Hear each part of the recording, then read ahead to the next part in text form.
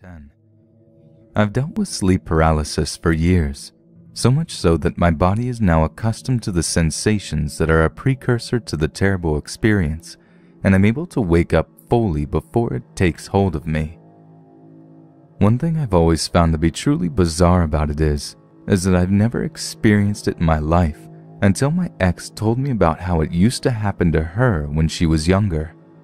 That night it happened to me and hasn't stopped, though it's become rarer and rarer.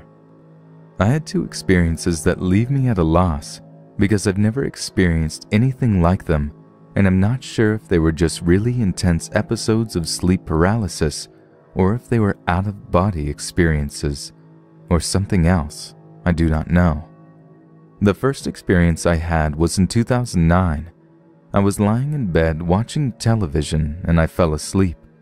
Suddenly, I felt myself wake up and realize that I hadn't been sleeping long because the show that I had been watching was still on. I could only see half of the television because my blanket was pulled up, partially covering my face, and it was making me sweat and making it difficult to breathe. I reached up to pull the blanket down, and that's when I learned that something wasn't quite right, because no matter how hard I tried, I wasn't able to pull the blanket from my face because my hand would just pass through it. Terrified, I jumped out of bed and was overcome by the strange, dizzy, and numb feeling in my head and throughout my entire body. I thought that maybe I was having a stroke or something, so I ran to my door to get my parents to take me to the hospital. I reached for the door handle, and just like with the blanket, my hand passed right through it. I tried to grab it several times and got the same result each time. My hand passed through it. I then tried to beat on the door really hard in hopes that the noise would wake someone in the house and that they would come check on me, but again, my hand passed right through the door. I then started to really freak out because I thought that I was dead, and I began to hyperventilate and cried out to God. All of a sudden, it felt like there was a zap, and I was back lying in my bed with the blanket over my face, only now I was able to pull it off. I jumped out of bed and ran out of my room and didn't go back to sleep for the rest of the night. I told my mom about it the next day, but she didn't really believe me and said it was just a nightmare, which, for all I know, it might have been. My second occurrence happened about a year later in the summer of 2010.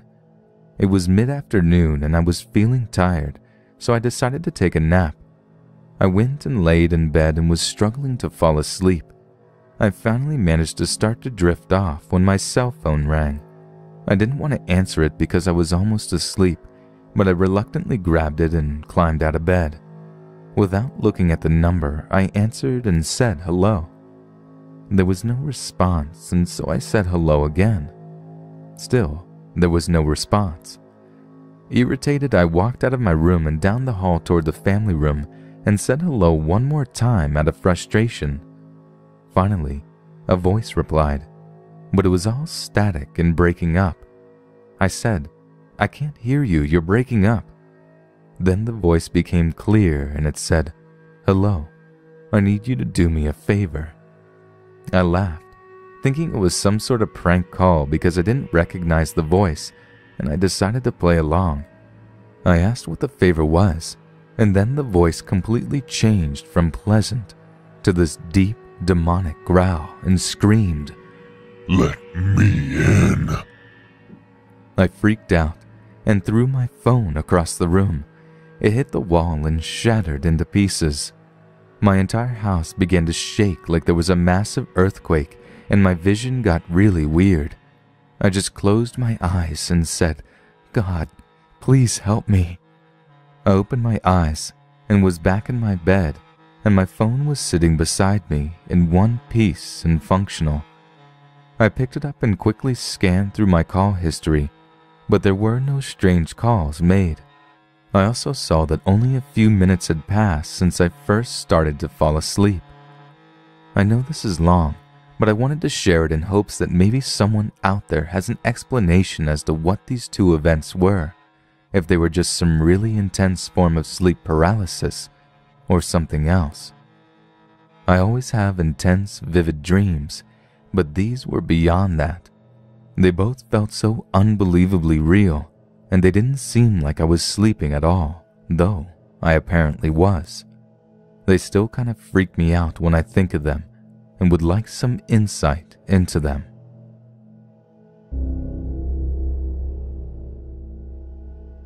I think I've been seeing shadow people for a very long time. I remember my old apartment on Elliott Avenue in Yonkers, New York. I would often see shadows scurrying in my room and other rooms from the corner of my eye. I would often feel like I was being watched, and I always felt it stronger in my own room. However, my first actual contact with these shadows did not happen until we moved to our current location. It was 1998 and I was 16 at the time. That cold December Sunday started as it did every year. We were celebrating the Virgin Mary at our church, and my family was busy getting everything needed packed into the car for the ride to church. As it is every year, the celebration was very tiring and everyone was exhausted when we returned home at 6 p.m. I remember telling my parents, after helping unpack the car, that I was going to go to sleep. It had to be no later than 7:30 p.m. I fell asleep fairly quickly and began having a chasing nightmare.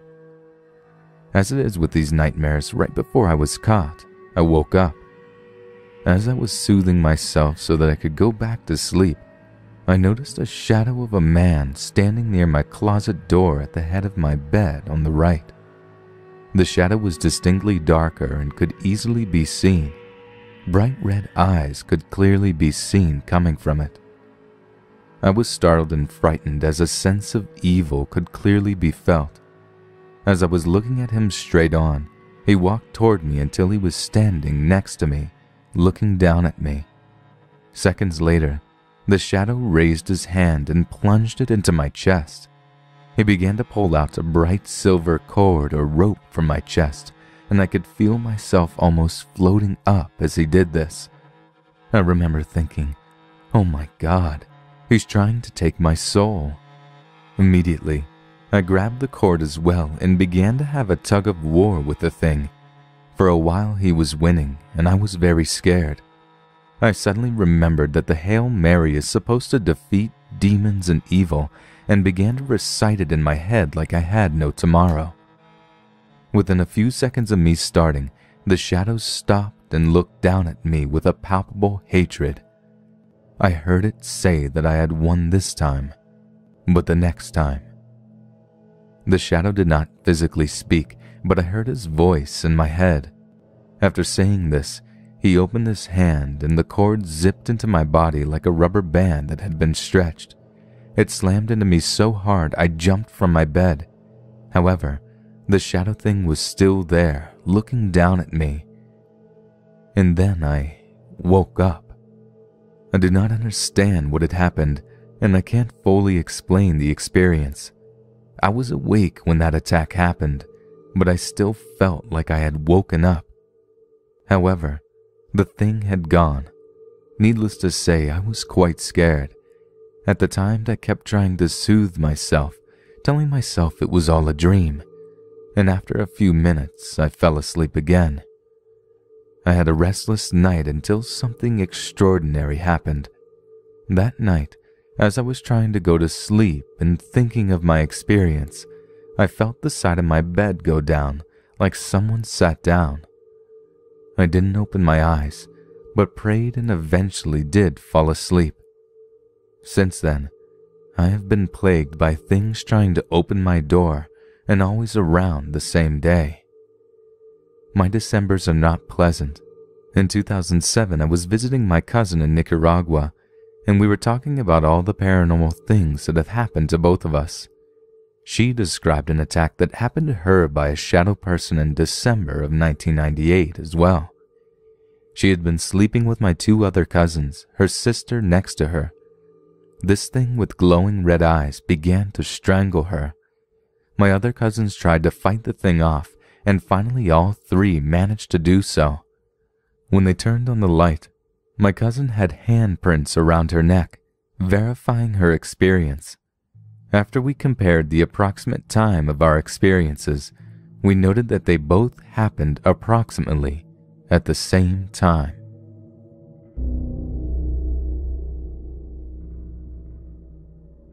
I'm 18 years old and I live in Killeen, Texas.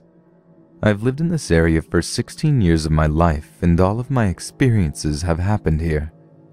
It started when I was very young enough that I had to swim in the kiddie pool at a public pool. Otherwise, I would need a swimming vest to be in the deep end. My mother took my sister and me to the public pool in Harker Heights. She was with my younger sister, Rachel is younger by a year, in the deep end, and I was supposed to stay in the kiddie pool until it was my turn to swim with the help of my mother in the deep end. I was tired of waiting and ready to jump in. So you know what? I was gonna do a cannonball. I took a running start and jumped, but I jumped too soon and not far enough. The back of my head slammed into the concrete wall of the pool. I passed out and started to drown. I just remember falling asleep, and I woke up with a lifeguard over me. He had performed CPR and revived me. I was carted off to the emergency room in an ambulance, only to be told that I was perfectly fine. A year or two later, I began having violent dreams. I told my mom about them and she and her friends said they might be prophetic. These dreams continued and I started seeing things while I was awake. Once I was talking to my mother and I started to cry because I saw a kind of film or veil-like mist go over her face, and it was the face of a man snarling at me. After this, when I was 9 years old, I was diagnosed with clinical depression and anger. Things have increased more and more as I got older. Lately, they have turned into physical attacks by what I believe to be a demon. Later this year, I woke up when it felt like I couldn't breathe. I felt like something had me pinned down. I couldn't scream or cry for help. I could just barely see this black mass that sat over me. It was really sitting on my chest. I'm usually a woman that can hold her own and defend herself, but when something dark and demonic takes away your ability to fight back, it's probably one of the worst feelings ever. I hate feeling helpless. Then, as the cold air kept strangling me, I actually woke up. I believe it was a false awakening with a demonic attack. I tried doing my own research and a few weeks later my friend texted me saying that she couldn't get back to sleep after the experience she just had. She told me that she was awakened when she heard something step in between her bed and the fan that was next to the bed. She said that she was almost paralyzed by fear but started reciting scripture, and when she did, this darkness spoke to her and said that God wouldn't help her because she was a sinner, because she was damned. She said she couldn't sleep again until about 6 a.m. After this, I opened up to her about what I had experienced. We agreed that we might have been targeted by something dark or demonic. After that, I met this guy named Seth who seemed really nice and sweet. He and I spoke over Facebook a little and then started texting. Something about him caused me to pull away. Several times he told me that he desperately wanted a child. Once he even said, financially and realistically, I'm not ready for a baby, but emotionally, I need one. I'm sorry, what? What man has ever said I need a child? He hadn't even taken me on a date and he's telling me what he expects of me. I started to get this feeling that I should cut off interaction with him. This was further validated when my sister said she heard a bang at our back door. I didn't see anything, but I locked all doors and went to bed. That same night, I had a nightmare that I was in our kitchen and I heard a loud bang. I looked over and saw Seth's face in the window near the back door. He was glaring at me and he burst in with a knife. That's when I woke up, shaking, and immediately blocked his cell phone number and his Facebook page. A few days after this, I got a call from an unrecognized number. I answered it only to hear the angry voice of Seth. What happened? I can't find your page. Did you get my text?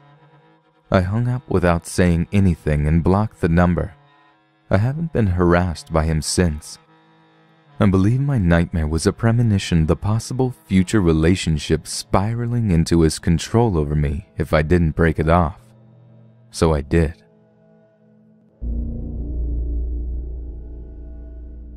I've had experiences with paranormal activity my whole life. It runs in my family after all. I don't refer to myself as psychic, but someone who is very sensitive or in tune with it. They usually talk to me in dreams, and that's when I see what they look like most of the time. But when I'm awake and they want to talk, well, let's just say that is when things get interesting. The first major experience that happened to me was one summer when I was going into the 7th grade. My older sister and I shared a room, and she was going to start her first year of high school. Sadly, before the school year ended of her 8th grade year, her friend got into a car crash that instantly killed him. Others were in the car with him as well, but were only injured. My sister wasn't the same after that, and neither was our room that we shared. It felt like the air was thicker at times, or the energy was off. As time went on, my sister was getting out of her depression from the loss of her friend, and the room was becoming suffocating. I asked her if she felt or saw anything since then, and she said it was her best friend. He said he came back to protect her from something, her own depression maybe. That is when I started seeing the man in my room. He stood just a few inches shorter than the ceiling, and he was nothing but a black, smoky mass. It terrified me to the point where I couldn't sleep in my room for 2 years, and yes, he was still there until I left that place. Every time I tried to sleep in there, I would see him. It was like he was staring at me, as if he wouldn't let me get near my sister. My last night I tried to sleep in my room, I had a dream of a ghost, a man that wanted to say something to me. He reached out to me, and I woke up in my bed being pressed down hard, as if to shake me awake. He slapped my hand down, hoping to find either my mother's or my sister's hand. There was nothing but the indentation of a giant hand on my bed that was slowly disappearing, as if someone was taking their hand from the bed. I called out to my mom and my sister.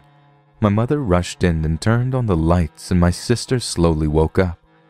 I frantically told my mother what had happened, and she calmed me down and took me into her room for me to sleep for the rest of the night.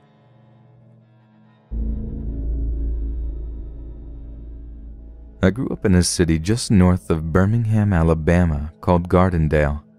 I had a very unremarkable childhood, a very typical upbringing for the 1970s. When I was around 9 years old in 1979, we lived in a small house on a very quiet road. My sister, who was 1 year older, and I shared a room at the time. Like I said, it was a small house. I slept in a bed next to the door of the bedroom, and my sister's bed was across the room. One night I awoke suddenly from a deep sleep. It was one of those times when you wake up and you're immediately wide awake. When I awoke, my eyes focused immediately on a small figure standing to the right of my bed. I remember not being scared for some reason, and the figure just stood there. It was white and glowed, although it wasn't very bright. I could tell it was a female by the long hair, and she appeared fairly young. Naturally, I automatically assumed it was my sister and that she had gotten up for something and was possibly trying to scare me. So I remember looking across the room toward my sister's bed. The low glow from the figure allowed me to see my sister lying in her bed, sound asleep. I then turned back toward the figure, and we just stared at each other. The figure never moved or said a word. I didn't speak either. I just stared. After what seemed like forever, but what I believe must have only been several minutes, I turned back towards my sister and began calling her name. Again, the figure never moved. I was finally able to wake my sister. I told her in so many words that we need to head to our parents' bed. The next thing I remember was my sister and I jumping into the bed with my parents. My sister fell right back to sleep, but I kept watching the bedroom door for the rest of the night. The next morning I wasted no time explaining what had happened to my parents. My sister actually admitted to seeing it too. After that night, I never saw the figure again, ever. Years later, while talking about the incident with my mother, she told me that I don't know what you saw, but I know you saw it. I could tell in your eyes you were telling the truth. Also, she made the point that a boy my age would almost certainly have exaggerated the details of the story. However, I didn't. I stated over and over that the figure did nothing but stand there, staring at me, never moved. Looking back now, I truly believe it was one of my guardian angels. The fact that I felt no fear whatsoever is proof enough for me that it was not evil. And trust me, at 9 years old, I would have normally been scared speechless. Like I said, I never saw her again, but I believe she was just letting me know she was there. We still own the house and currently rent it out. No former or present tenants have ever mentioned seeing anything out of the ordinary. I assume if it was anything other than my guardian angel, other people would have seen it by now since it's been 31 years ago. Anyway, it's something I think about a lot, and it always makes me feel at peace. I lived in Michigan for most of my adult life, but was born and raised in Middlesboro, Kentucky, and before my parents passed away, I, of course, visited them often. One summer day while we were all gathered around my mother's table, enjoying her wonderful cooking, my father told me of a chilling experience he had. You need to know that my father was a devout Christian, a Baptist deacon, and would never admit to believing in ghosts or other paranormal phenomena. His firm belief in no such thing as a ghost was based on his insistent faith that once a person dies, his or her soul immediately goes to heaven or hell. His belief in demonic influence was no more than personal evil in people that commit murders, rapes, etc. His belief in strange creatures was totally non-existent, so his story of a little demonic creature must hold some validity. The house I grew up in had what we always referred to as the underfloor. It had no cement walls or floors, just hard-packed dirt. One day while he was down there cleaning out trash that had gathered, he noticed a huge rock over by one wall. He was not aware of how it came to be there, but decided to move it aside. He pushed on the rock, which proved to be heavier than he realized, so he was only able to roll it over. Beneath the rock, he saw a smoothly rounded hole in the floor.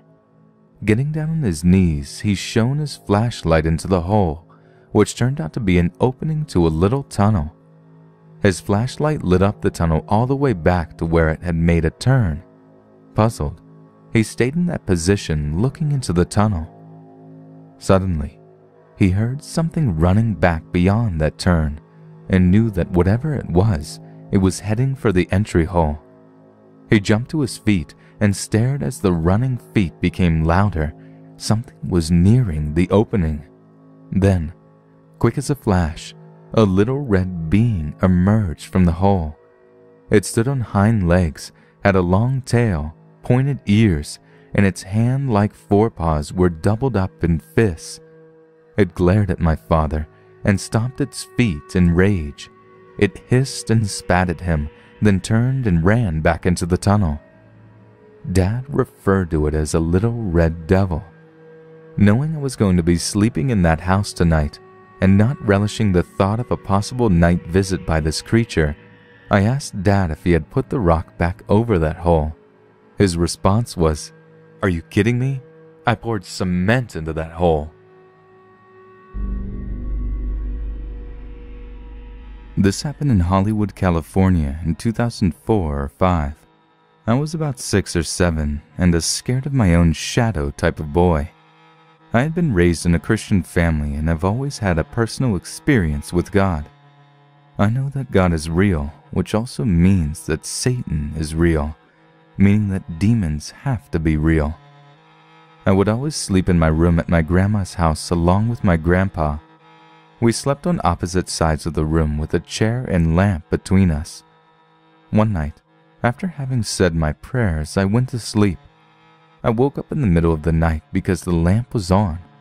I looked up and saw what at first I thought to be my grandpa sitting in the chair. Boy, was I wrong. This person was holding a book that was covering his face. He was dressed all in black, and his hands were a waxing shade of gray. I thought it odd for my grandpa to be up reading at such a late hour. So I said, "Grandpa, why are you reading so late?" I got no answer. The book slowly lowered, and I will never forget what he looked like. His eye sockets were sunken in at least 3 inches. His eyes were completely black, as was his mouth. As I recall, he had veins from his lower lips to his neck. They were black as well. Instantly, I was paralyzed with fear. I didn't know what to do. He opened his mouth and spoke, but it wasn't English. It sounded to me to be Middle Eastern of some sort. I cried softly, gathered up the courage to jump down and jump into my grandpa's bed. I then said softly, "Jesus, Jesus." And then when I looked up, there was nothing there. I don't know what it was, but I know it was real.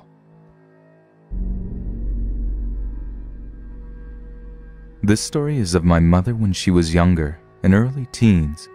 It was back in late 1960s or early 1970s when my mother's family, my grandfather, grandmother, 2 uncles, my mother and aunt, moved from Karachi to Islamabad, after Islamabad became the capital city of Pakistan.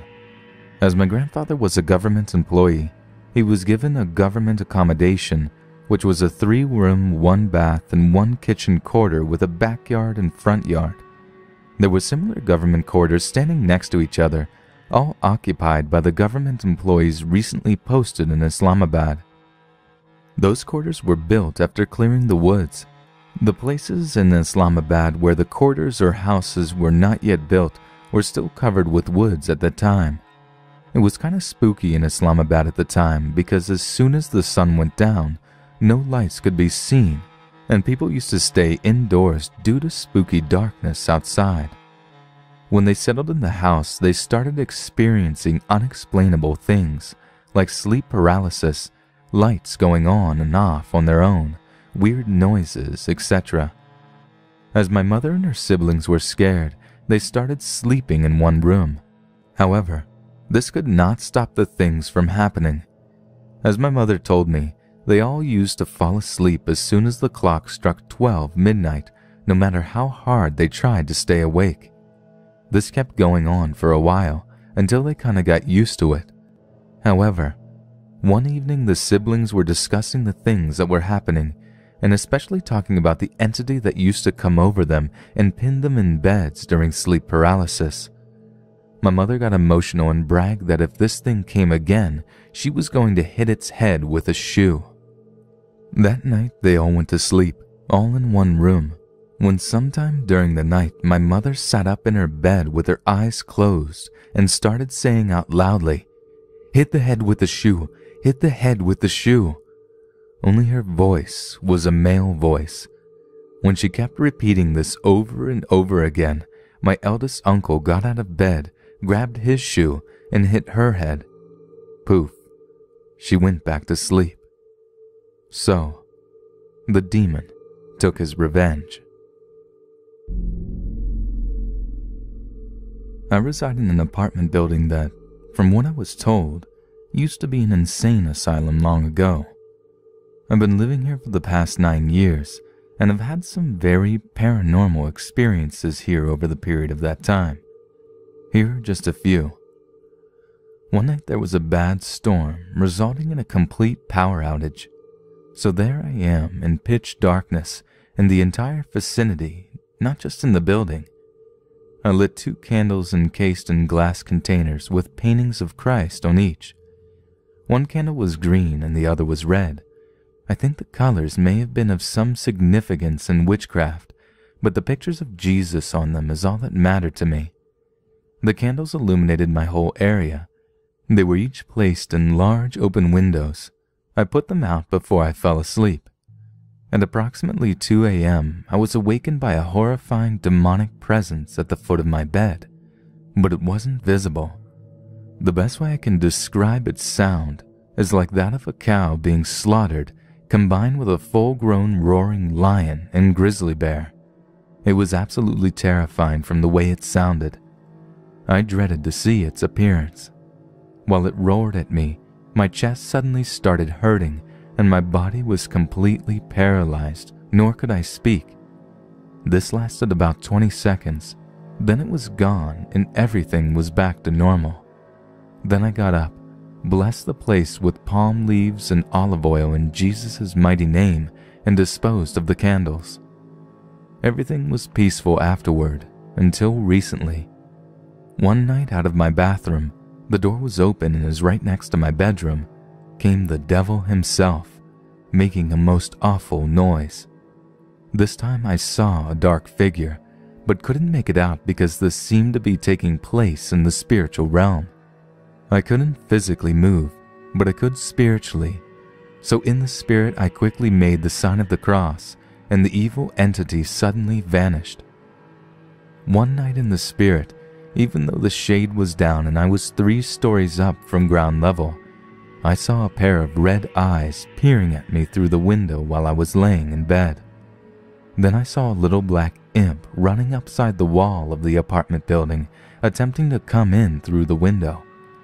Suddenly a huge angel appeared with a very large pointed sword and shooed the imp away.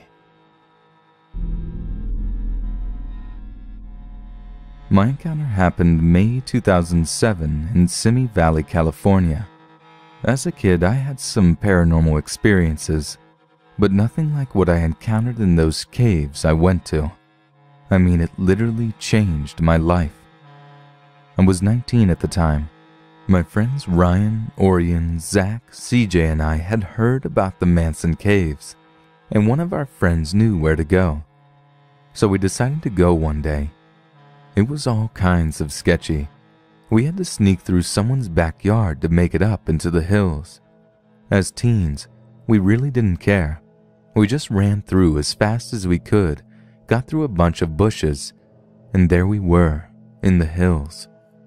Our buddy didn't actually know where to go like he said he did. He just knew the caves were up there somewhere, and there was a lot of area to cover. We eventually stumbled on a small hole in the rocks that looked like it led to nowhere, with the words "Hellhole" painted and carved all around it. So everyone wanted me to go in first, saying things like, "It's not that deep and I can see the bottom." They almost got me killed, because if I had dropped in, I would have died. We dropped a small burning branch in there, and it just kept going and going. We wondered how to get in, so we came back the next day with flashlights. On our way to Hellhole, we found another cave with all sorts of graffiti around it, so we went in. It seemed kind of small at first, just a rope that took us down, then a big room with a little entrance to a den. We went down to the den and hung out for a bit when we realized in between 2 rocks we could see another cave. It looked huge. That's when everything started getting weird. Our buddy Zach freaked out that a guy was staring down the crack at us all of a sudden. We all looked but saw nothing, but right when that happened, a very thick fog rolled into the cave we were in. It got so thick so fast, we couldn't see a damn thing, even with flashlights. That's when we heard growling and loud footsteps. We bolted out so fast it was insane. As we stood outside catching our breath and wondering what the hell that was, we heard something in the brush. It was huge and coming right for us, and we were freaking out. Then out popped a group of other kids. They were something like 13, totally random. They were going up to Hellhole and knew there was another entrance other than a hole in the ground, and they had walkie-talkies. It seemed legit, so we went with them. Let me tell you, these caves were not legit. They were damned evil. first we had to army crawl for about 10 minutes through some little hole, and it took us to a big room. The room with a hole in the top. I almost dropped down, and below us was a 100-foot drop. Seriously, it was huge. There was a rope so we could swing across. We got across and started to carry on when we started hearing whispering. We all stopped and listened. The whispering turned to laughter. It seemed far away, but being stupid kids and teens, we decided to carry on. A few minutes later, I asked my buddy Orion where Ryan and Zach went. We realized that we and one of those random kids were the only three together. Everyone else was either in front or behind us. We didn't even notice they were gone. The kid used his walkie-talkie, but it was all static. We didn't really know what to do. We were just kind of lost in this cave alone at this point. Then we saw it. A crazy-looking old man, but nothing in his eyes. I mean nothing. He had none. He was pale as all hell, and he was laughing mindlessly. We had no idea what to do, and the one kid booked it, so Orion and I did the same. We didn't know where to go, so we tried retracing our steps back to the entrance. We got to a very hard part to go back through. There were these slides, basically two rocks with tiny crevices between them that acted like a slide. We started climbing back and I felt something grab my leg. I freaked out and Orion shined the light on it. It was as if the old man we saw was there for a split second and vanished. Literally, that was what all three of us saw. We kept going and all of a sudden, it was as if I had snakes slithering all over me and I started screaming, but so did Orion and the other kid. Then the feeling was gone, and they had felt it too. We left and Orion's grandma had left him a voicemail. She's a psychic medium, so she said she felt something dark happen to him and wanted to make sure he was okay. She told us we had to come see her immediately, so we did. Right when he walked in, she said, "You seem okay." But when I walked in, she said, "Honey, what the hell did you just bring into my house?" I had a demon attached to me, she said. I had to be cleansed. She had me lie down and had my friends form a circle around me and hold hands. What happened next I didn't expect in the slightest. She started saying a spell or something, but whatever it was, she pissed this thing off. I thought the room was shaking until I realized it was me and I nearly blacked out. I started feeling as if I was being strangled and then finally was able to breathe again. And I watched a huge shadow-like thing, I don't really know how to describe it, above me and vanish through the wall. She explained to me later that I had a demon latched onto me as if it was waiting for the right time to possess someone. She said something about me having a white aura and making me vulnerable to its presence, but also making me able to resist things like possession. I will never forget that day, ever. Sorry for rambling so much about the cave part, but I feel what led up to those events is important. I have since dealt with one other demon that was very malicious, but I will have to tell that another time in another post.